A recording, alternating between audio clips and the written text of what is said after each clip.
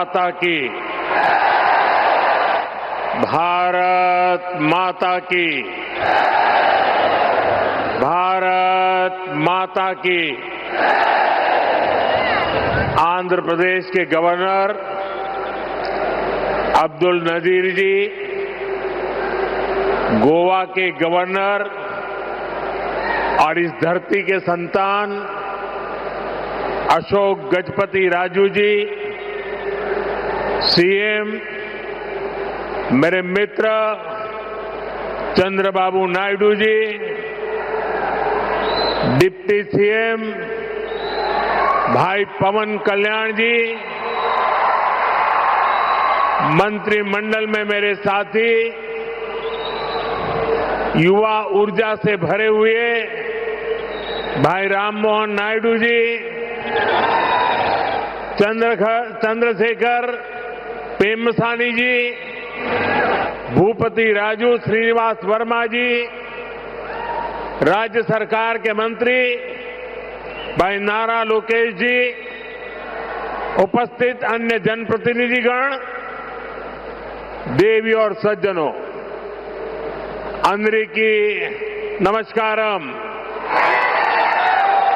Andhra Pradesh governor Abdul Nazir గారికి, Goa governor Ashok Gajapati రాజు గారికి, మన ముఖ్యమంత్రి వర్యులు చంద్రబాబు నాయుడు గారికి, ఉప ముఖ్యమంత్రి సోదరులు పవన్ కళ్యాణ్ గారికి, మంత్రివర్గంలో నా సహచరులు రామ్మోహన్ నాయుడు గారికి, చంద్రశేఖర్ పెమ్మసాని గారికి, భూపతి రాజు శ్రీనివాస్ వర్మ గారికి, రాష్ట్ర ప్రభుత్వంలో మంత్రివర్యులు నారా లోకేష్ గారికి, ఇక్కడికి విచ్చేసిన ఇతర ప్రజాప్రతినిధులకు, నా సోదర సోదరీమణులకు అందరికీ కూడా నమస్కారం। साथियों, आज का दिन आंध्र प्रदेश के विकास के लिए, स्वर्ण आंध्र के विजन के लिए ये बहुत अहम है। मुझे आज बहुत शुभ अवसर पर एक शुभ मास में उत्तर आंध्र की इस पवित्र भूमि पर आने का सौभाग्य मिला है। मैं सबसे पहले भगवान श्री वराह लक्ष्मी नरसिंह स्वामी के चरणों में प्रणाम करता हूं। मैं श्री कुर्मनाथ स्वामी और मां पोंडितल्ली अम्मवारू को नमन करता हूं। మిత్రులారా, ఈ రోజు ఆంధ్రప్రదేశ్ అభివృద్ధికి స్వర్ణాంధ్ర విజన్ కు ఎంతో కీలకమైన రోజు। ఈ శుభ సందర్భంగా ఈ పవిత్రమైన మాసంలో ఈ పవిత్రమైన ఉత్తరాంధ్ర భూమికి రావడం నాకెంతో సౌభాగ్యంగా భావిస్తున్నాను। ముందుగా శ్రీ వరాహ లక్ష్మీ నరసింహస్వామి వారి పవిత్రమైన పాదాలకు నా నమస్కారాలు అర్పిస్తున్నాను। అలాగే కూర్మనాథ స్వామి వారికి, అమ్మ పైడితల్లి అమ్మవారికి నమస్కరిస్తున్నాను। साथियों, आज यहां करीब 18,000 करोड़ रुपए की विकास परियोजनाओं का शुभारंभ, लोकार्पण और शिलान्यास हुआ है।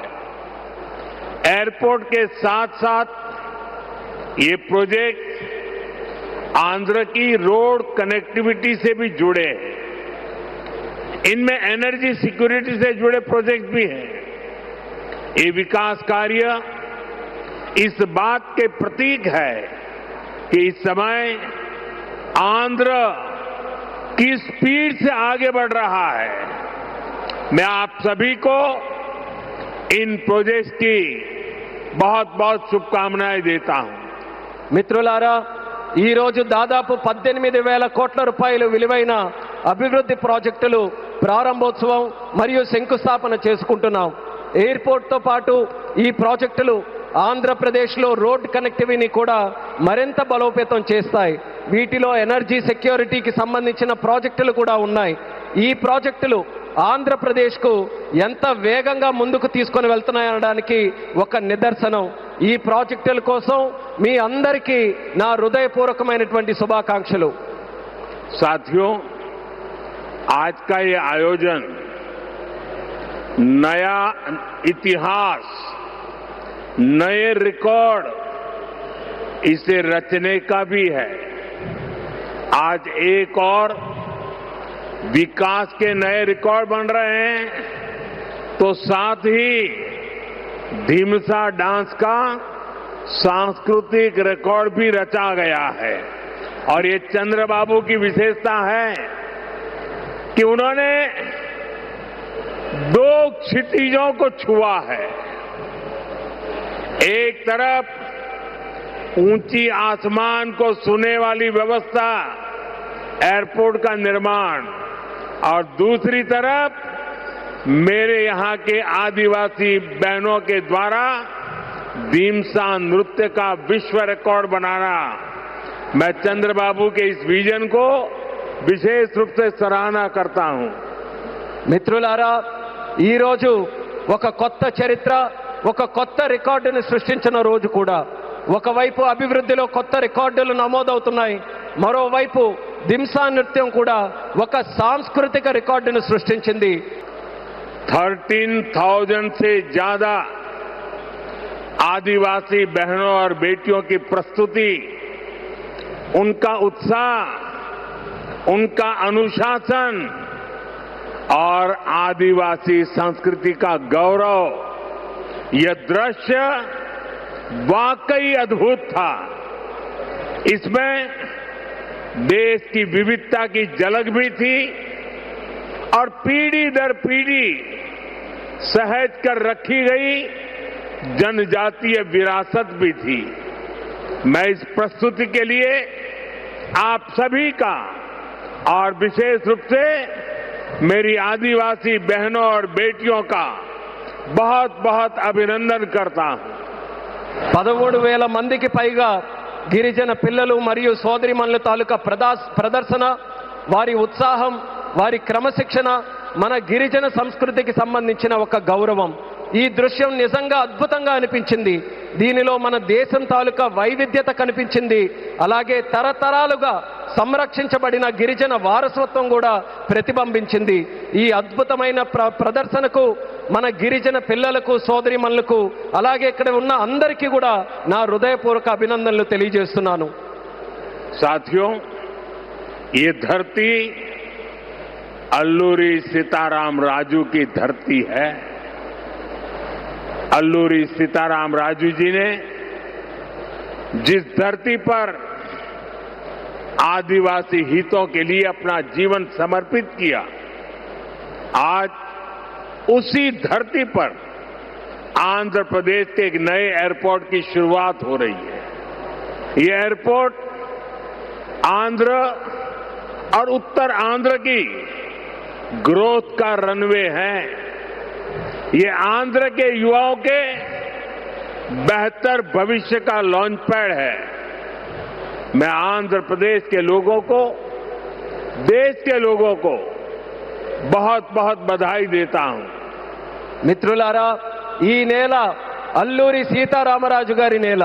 అల్లూరి సీతారామరాజు గారు ఈ గిరిజన హక్కుల కోసం తన జీవితాన్ని అంకితం చేశారో ఆ పవిత్రమైన భూమిపైనే ఈరోజు ఆంధ్రప్రదేశ్కు ఒక కొత్త ఎయిర్పోర్ట్ ప్రారంభమవుతుంది.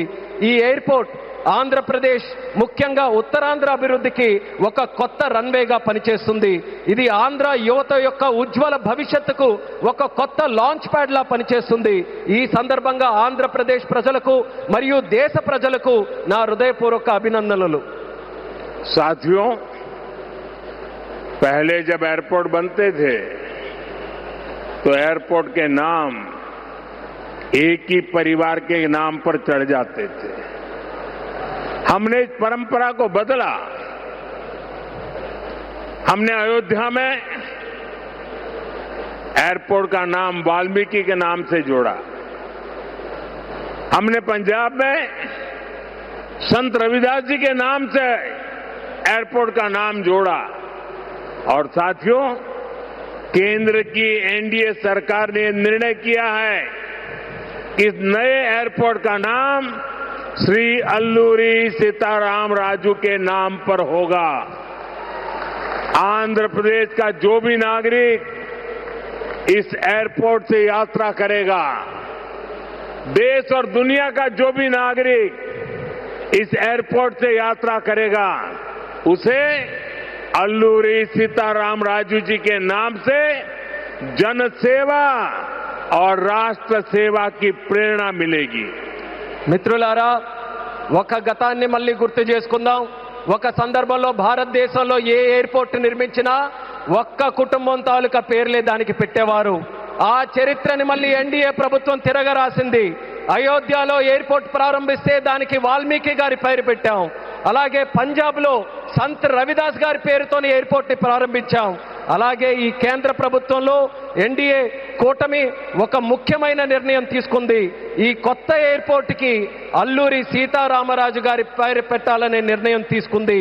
ఈ ఎయిర్పోర్ట్ ద్వారా ప్రయాణించే ప్రతి ఆంధ్రప్రదేశ్ పౌరుడు అల్లూరి సీతారామరాజు గారి పేరుతో ప్రజాసేవకు, దేశ సేవకు కూడా స్ఫూర్తి పొందుతారని తెలియజేస్తున్నాను.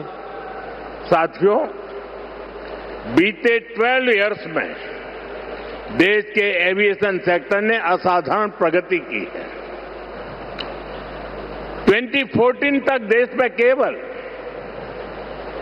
74 एयरपोर्ट ऑपरेशनल थे। आज ये संख्या 166 है। एक समय था जब हवाई उड़ानें सिर्फ बड़े शहरों तक सीमित थी। एनडीए सरकार में आज छोटे शहर के साधारण लोग भी फ्लाइट से आ जा रहे हैं। మిత్రులారా, గత 12 సంవత్సరాల్లో దేశంలో విమానయాన రంగం ఒక అసాధారణమైన పురోగతిని సాధించింది. 2014 వరకు దేశంలో కేవలం 74 ఎయిర్పోర్ట్లు ఆపరేషనల్ గా ఉంటే ఈ రోజు ఆ సంఖ్య పెరిగి 166 ఎయిర్పోర్ట్లకి చేరుకుంది. ఒకప్పుడు విమానాశ్రయాలు, విమాన ప్రయాణాలు పెద్ద నగరాలకే పరిమితమయ్యేవి. ఈ రోజు ఎన్డీఏ ప్రభుత్వంలో చిన్న పట్టణాల నుంచి సాధారణ ప్రజలు కూడా విమానాల్లో ప్రయాణిస్తున్నారని తెలియజేస్తున్నాను. 12 इयर्स में सिर्फ एयरपोर्ट की संख्या ही नहीं बढ़ी है। हमारी उड़ान योजना के कारण आज गरीब परिवार के लोगों को भी जहाज में बैठने का अवसर मिल रहा है। इस योजना ने गरीब से गरीब को अपना सपना पूरा करने में मदद की है। कुछ दिन पहले ही सरकार ने उड़ान योजना के दूसरे फेज की शुरुआत की है। इस पर भी 29,000 करोड़ रुपीस खर्च किए जाएंगे। మిత్రులారా, ఈ 12 సంవత్సరాల్లో కేవలం ఎయిర్పోర్ట్ తాలూకా సంఖ్య మాత్రమే పెరగలేదు. మన ఉడాన్ పథకం వల్ల పేద కుటుంబాలకు చెందిన ప్రజలు కూడా మొదటిసారి విమానంలో ప్రయాణించే అవకాశం వాళ్ళందరూ పొందారు. ఈ పథకం అత్యంత పేదవారికి తమ కలలు నిజం చేసుకునే అవకాశం కూడా కల్పించింది. కొద్ది రోజుల క్రితమే కేంద్ర ప్రభుత్వం ఉడాన్ పథకం తాలూకా ఫేజ్ 2ని కూడా ప్రారంభించింది. దీని ద్వారా దేశంలో 29,000 కోట్ల రూపాయలు ఖర్చు చేయబోతుందని తెలియజేస్తున్నాను. साथियों, एविएशन सेक्टर में देश ने एक और बड़ा माइलस्टोन हासिल किया है। कुछ ही दिन पहले काशी में जी स्पोक एयरपोर्ट मॉडल का शुभारंभ हुआ। आज वही मॉडल पंजाब के अमृतसर तक पहुंच गया है। इससे अमृतसर से 25 से ज्यादा इंटरनेशनल डेस्टिनेशन जुड़ जाएंगे। मैं इस उपलब्धि के लिए आंध्र की इस धरती से पंजाब के लोगों को भी बधाई देता हूं। साथियों, हमारे आंध्र प्रदेश के पास हमेशा से विकसित भारत का ग्रोथ इंजन बनने का सामर्थ्य रहा है। आंध्र प्रदेश के विकास के लिए हमारे प्रयास डबल इंजन की स्पीड से आगे बढ़े। इसके लिए मैंने आंध्र के लोगों से डबल इंजन सरकार का आशीर्वाद मांगा था और आज चंद्रबाबू नायडू जी के नेतृत्व में, पवन कल्याण जी के नेतृत्व में एनडीए की पूरी टीम आंध्र प्रदेश के लिए डबल स्पीड से काम कर रही है। మిత్రులారా, విమానయాన రంగంలో దేశంలో మరో పెద్ద మైలురాయిని మనం సాధించాం. కొద్ది రోజుల క్రితమే కాశీలో ప్రారంభమైన స్పోక్ ఎయిర్పోర్ట్ మోడల్ ఈ రోజు పంజాబ్లోని అమృత్సర్ వరకు కూడా విస్తరించింది. దీంతో అమృత్సర్లో 25కి పైగా అంతర్జాతీయ గమ్యాలకు నేరుగా కనెక్ట్ అవ్వడానికి అవకాశం కలిగింది. ఈ విజయానికి ఆంధ్రప్రదేశ్ నేల నుంచే పంజాబ్ ప్రజలకు కూడా నా హృదయపూర్వక అభినందనలు తెలియజేస్తున్నాను. అలాగే మిత్రులారా, వికసిత్ భారత్ నిర్మాణంలో ఆంధ్రప్రదేశ్ ఎప్పుడూ కూడా ఒక గ్రోత్ ఇంజిన్ గా నిలిచే సామర్థ్యం కలిగి ఉంది.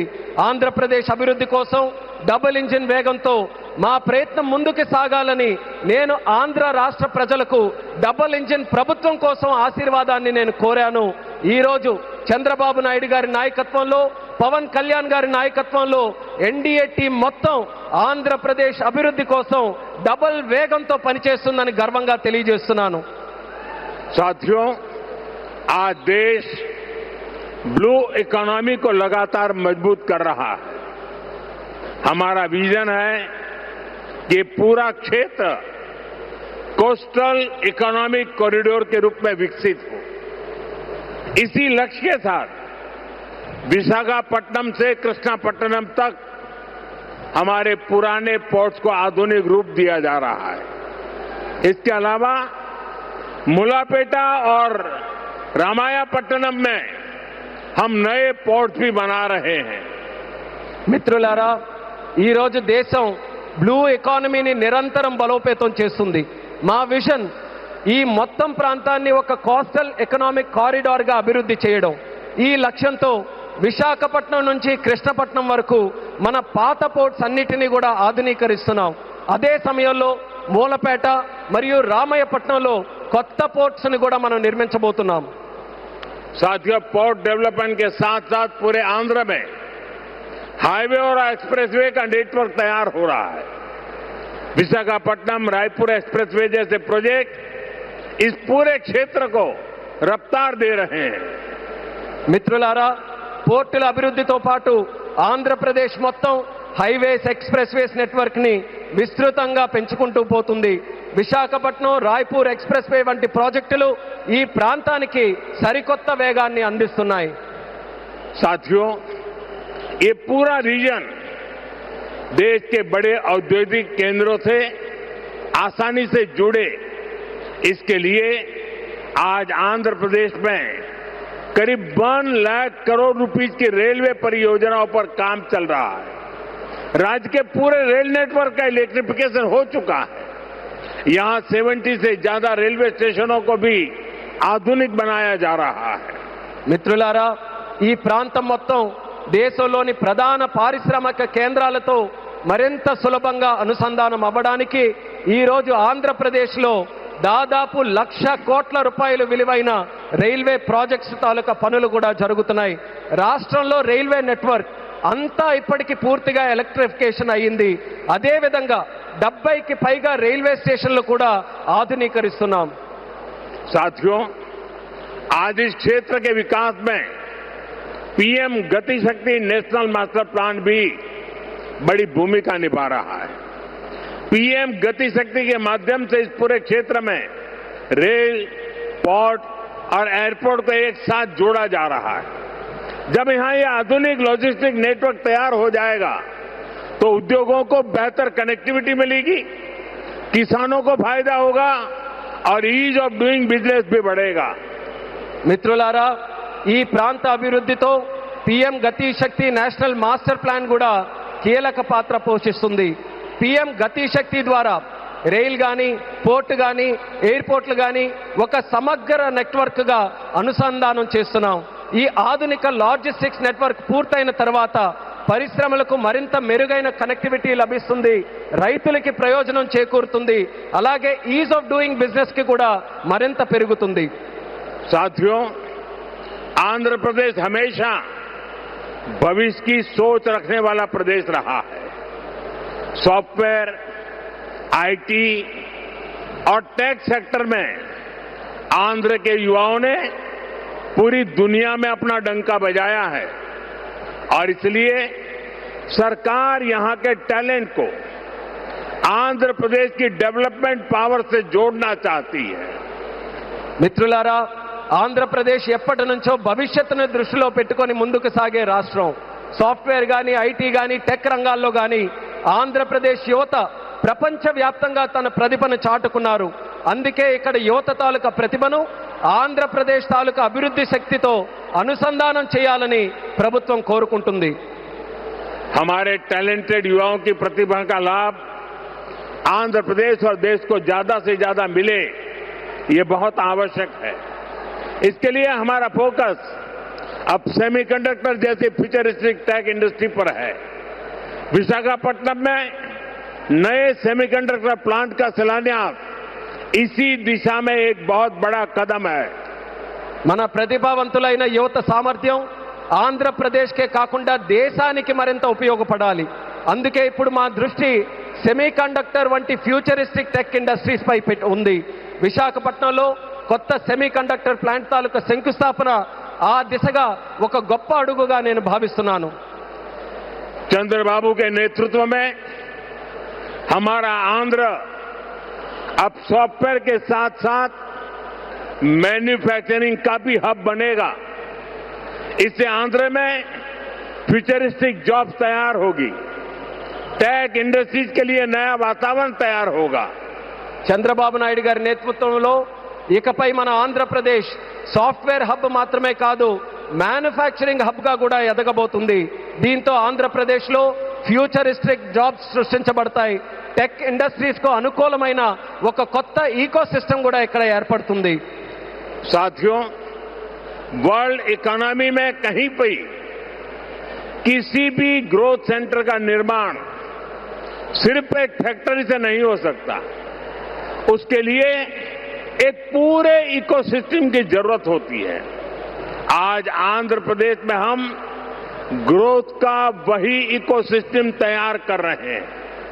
चंद्रबाबू नायडू जी व्यक्तिगत स्तर पर दिन रात मेहनत करते हैं।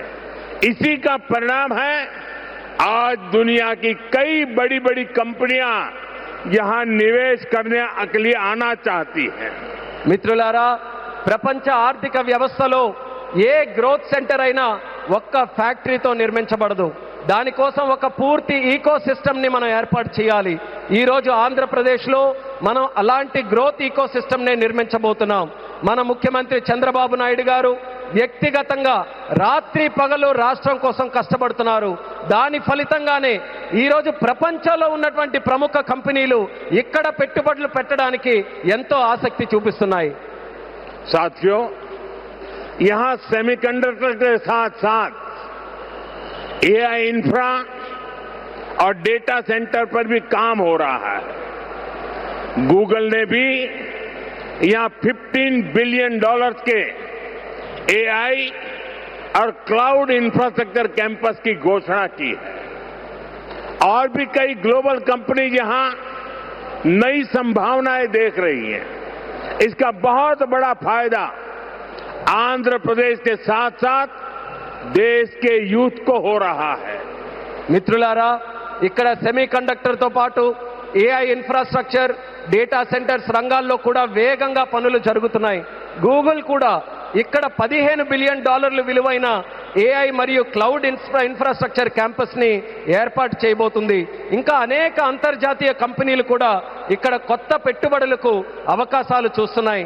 దీనివల్ల ఆంధ్రప్రదేశ్ యువత కాకుండా దేశ యువతకు కూడా ఒక్క గొప్ప ప్రయోజనం కలగబోతుంది. साथियों, आंध्र की इंडस्ट्रियल ग्रोथ स्टोरी केवल डिजिटल टेक तक से ही सीमित नहीं है। नकापल्ली में केंद्र सरकार बड़े फार्मा पार्क के लिए भी सहयोग दे रही है। इससे आंध्र प्रदेश देश के एक बड़े फार्मा हब के रूप में भी विकसित होगा। మిత్రులారా, ఆంధ్రప్రదేశ్ ఇండస్ట్రియల్ గ్రోత్ స్టోరీ కాకుండా డిజిటల్ టెక్ వరకే పరిమితం కాకుండా నక్కపల్లిలో కేంద్ర ప్రభుత్వం యొక్క భారీ ఫార్మా పార్క్ ఏర్పాటుకి కూడా సహకరిస్తుంది. దీంతో ఆంధ్రప్రదేశ్ దేశంలోనే ఒక ప్రముఖ ఫార్మా హబ్ గా ఎదగబోతుందని తెలియజేస్తున్నాను. ग्रीन एनर्जी की फील्ड में भी अकेले रायलसीमा क्षेत्र में 5 लाख करोड़ रुपए से ज्यादा का इन्वेस्टमेंट हुआ है। मैं आज आंध्र प्रदेश के आप सभी लोगों को फिर विश्वास दिलाता हूं, हमारी सरकार ऐसी हर संभावनाओं को साकार करने के लिए दिन रात ये डबल इंजन सरकार काम करती रहेगी. గ్రీన్ ఎనర్జీ రంగంలో కూడా ఒక్క రాయలసీమ ప్రాంతంలోనే 5 లక్షల కోట్ల రూపాయలకి పైగా పెట్టుబడులు వచ్చాయి. ఈరోజు ఆంధ్రప్రదేశ్ ప్రజలందరికీ నేను మరోసారి హామీ ఇస్తున్నాను, ఇలాంటి ప్రతి అవకాశాన్ని నిజం చేయడానికి, ఆ కలని సాకారం చేయడానికి మా ప్రభుత్వం, ఈ డబుల్ ఇంజిన్ ప్రభుత్వం రాత్రి ప్రగలు కృషి చేస్తూనే ఉంటుందని తెలియజేస్తున్నాను. साथियों, आज आंध्र प्रदेश में हर सेक्टर में किस स्पीड से काम हो रहा है, इसका अंदाजा आप इस बात से लगा सकते हैं कि पिछले 3 यात्राओं में ही मैंने 2 लाख करोड़ रुपीस के प्रोजेक्ट का शुभारंभ यहां किया है. మిత్రులారా, ఈరోజు ఆంధ్రప్రదేశ్లో ప్రతి రంగంలో ఎంత వేగంగా అభివృద్ధి జరుగుతుందో మనం ఒక్కసారి అంచనా వేయాలనంటే ఈ ఒక్క విషయం గమనించండి. నా గత 3 పర్యటనల్లో 2 లక్షల కోట్ల విలువైన ప్రాజెక్టులు, కోట్ల రూపాయల విలువైన ప్రాజెక్టులు నేను ఎక్కడే ప్రారంభించానని తెలియజేస్తున్నాను. मुझे खुशी है कि आंध्र की इस विकास यात्रा में उत्तर आंध्र भी सशक्त हो रहा है. हम विशाखापट्टनम इकोनॉमिक रीजन VER को देश के बड़े औद्योगिक केंद्र के रूप में विकसित कर रहे हैं. हमारा लक्ष्य है VER एशिया का प्रमुख इकोनॉमिक हब बने. ये एयरपोर्ट से लेकर सेमीकंडक्टर यूनिट तक इसी मिशन का हिस्सा है. ఈ అభివృద్ధి ప్రయాణంలో ఉత్తరాంధ్ర కూడా మరింత బలోపేతం అవుతున్నందుకు నాకెంతో ఆనందంగా ఉంది. మనం విశాఖపట్నం ఎకనామిక్ రీజన్ను దేశంలో ప్రధాన పారిశ్రామిక కేంద్రంగా అభివృద్ధి మనం చేస్తున్నాం. మన లక్ష్యం VERను ఆసియా ఖండంలోనే ఒక ప్రముఖ ఎకనామిక్ హబ్గా తీర్చిదిద్దడం. దీనికి ఎయిర్పోర్ట్ నుంచి సెమీ కండక్టర్ యూనిట్ వరకు జరుగుతున్న ప్రతి కార్యక్రమం ఆ లక్ష్యంలో భాగమే అనేది కూడా నేను తెలియజేస్తున్నాను. साथियों, हमारी सरकार का मंत्र है इन्वेस्टमेंट से एम्प्लॉयमेंट. इसलिए सरकार ने अपनी तरफ से भी इन्वेस्टमेंट बढ़ाया और हम प्राइवेट सेक्टर को भी इन्वेस्टमेंट के लिए प्रेरित कर रहे हैं. आप भी जानते हैं, जब इन्वेस्टमेंट बढ़ता है तो मैन्युफैक्चरिंग बढ़ती है, मैन्युफैक्चरिंग बढ़ती है तो एक्सपोर्ट बढ़ता है, एक्सपोर्ट बढ़ता है तो रोजगार के नए अवसर बनते हैं और रोजगार बढ़ता है तो लोगों की आमदनी बढ़ती है, परिवारों की जिंदगी बेहतर होती है. और आंध्र प्रदेश में हम यही होते देख रहे हैं. మిత్రులారా, మా ప్రభుత్వం తాలూకా మంత్రం పెట్టుబడి నుంచి ఉపాధి వరకు. అందుకే ప్రభుత్వం తన వంతుగా కూడా పెట్టుబడులు పెంచుకుంటూ పోతుంది. అదే సమయంలో ప్రైవేట్ సెక్టర్ తాలూకా పెట్టుబడులు కూడా వాళ్ళు ఇంకా ఎక్కువగా పెట్టేలా ప్రోత్సహిస్తుంది. మీ అందరికీ తెలుసు, పెట్టుబడులు పెరిగితే తయారీ రంగం పెరుగుతుంది, తయారీ రంగం పెరిగితే ఎగుమతులు పెరుగుతాయి, ఎగుమతులు పెరిగితే కొత్త ఉద్యోగ అవకాశాలు పెరుగుతాయి, ఈ కొత్త ఉద్యోగ అవకాశాలు పెరిగితే ప్రజల తాలూకా ఆదాయం పెరుగుతుంది. ఆ పెరిగినప్పుడు కుటుంబం తాలూకా జీవితాలు మరింత మెరుగుపడతాయి. ఈరోజు మన ఆంధ్రప్రదేశ్లో ఈ మార్పుని మనం కల్లారా చూస్తున్నాం. साथियों, मुझे पूरा विश्वास है आज यहां जितने भी प्रोजेक्ट की शुरुआत हुई है, जिनकी नींव रखी गई है, वो सारे प्रोजेक्ट स्वर्ण आंध्रा और विकसित भारत के संकल्प को पूरा करने में बहुत बड़ा योगदान देंगे. चंद्रबाबू जी के नेतृत्व में आंध्र प्रदेश विकसित भारत के सपने को पूरा करने के लिए एक बहुत बड़ा ऊर्जा स्रोत बन रहा है. मैं एक बार फिर इन सभी परियोजनाओं के लिए आंध्र प्रदेश के लोगों को बहुत बहुत बधाई देता हूं. बहुत बहुत धन्यवाद. మిత్రులారా, ఈ రోజు ప్రారంభమైన శంకుస్థాపన జరిగిన ప్రతి ప్రాజెక్టు కూడా స్వర్ణాంధ్ర మరియు వికసిత్ భారత్ సంకల్పాలను సాకారం చేయడంలో ఎంతో గొప్ప పాత్ర పోషిస్తుందనే నమ్మకం నాకుంది. మరి చంద్రబాబు నాయుడు గారి తాలూకా నేతృత్వంలో ఆంధ్రప్రదేశ్ రాష్ట్రం వికసిత్ భారత్ విజన్ కు ఒక పెద్ద శక్తిగా ఉజ్వలిస్తుంది.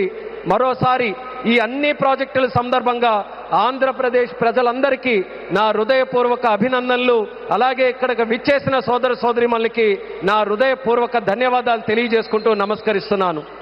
भारत माता की జై, भारत माता की జై, भारत माता की జై. बहुत बहुत धन्यवाद.